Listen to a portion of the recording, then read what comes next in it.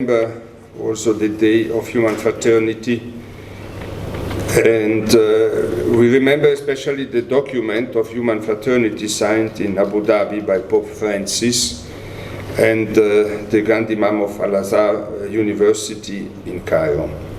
Moreover, I thank you for the invitation to give a short greeting, and I was asked to speak, to say just a few words about peace.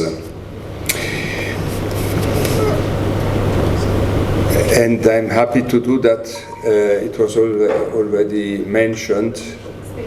This year we celebrate 30 years of diplomatic relationships between Jordan and Holy See.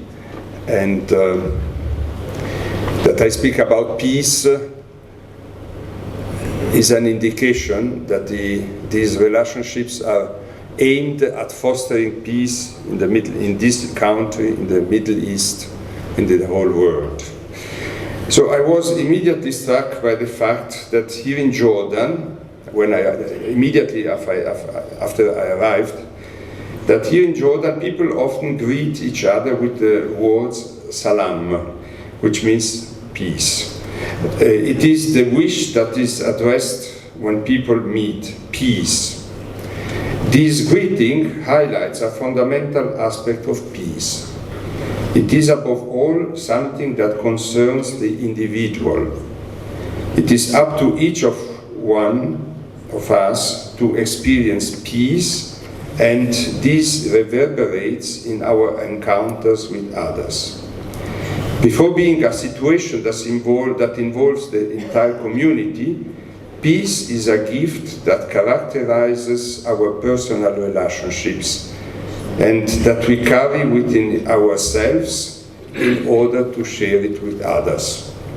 Peace, therefore, begins in ourselves, is realized among people, and marks our way of being together. Without this fundament, we run the risk of speaking of a peace that may be systemic, but not real. I wanted to start with this reflection because in our time, we primarily need individuals who have peace within themselves and are willing to bring this peace to the outside world. We need people of peace to be able to talk about peace among nations and states. Where are these people of peace today, with the desire to seek peace with others rather than tension, conflict, and war? Certainly we can say, even in the context of the war we are experiencing beyond the river Jordan, that this country, that Jordan is guided by a man of peace. Pope Francis has recently recognized that King Abdullah II is a man of peace, and therefore seeks peace. A peace has this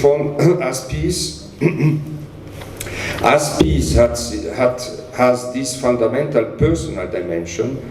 I would also like to add that peace goes through reconciliation.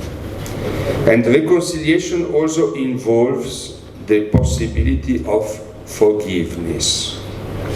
These are all high goals, but we must have the courage to collectively aspire to such high goals if we truly want peace to prevail, and if we want peace to be more than just a concept we repeat in words without real effectiveness. The greeting salam as a wish also signifies that peace surpasses us, because it is a gift from God. Therefore, we must pray for peace, and religions have the noble task, the unique task, of fostering these gifts from God. Religion does not exist to fight against one another, but to love one another. You may be aware that the popes of the last decades and the Holy See in general are deeply committed to promoting peace at all levels. I also wish to recall that during the recent conflict in Gaza from October 7th onwards, Pope Francis tirelessly emphasized the path of dialogue as the only way towards lasting peace in this region, a peace that we are in great need of. Violence only generates violence. The fruit of death is death. As a Christian, I cannot forget that the inner peace, which enables peace with others, is a gift from God because it is linked to the forgiveness that God grants us. Just as in human relationships, knowing that we are forgiven helps us to live together. So it is in our relationships with God. God's forgiveness is a source of peace for my heart, and therefore a source of peace in my relationships with others. The peace we desire is a gift that God gives us through His forgiveness. I sincerely hope that this meeting, as many initiatives during this week, that this meeting can mature in each of us the awareness that peace starts from every one of us, and that forgiveness, starting from our hearts, leads to peace. May God bless you all. Thank you.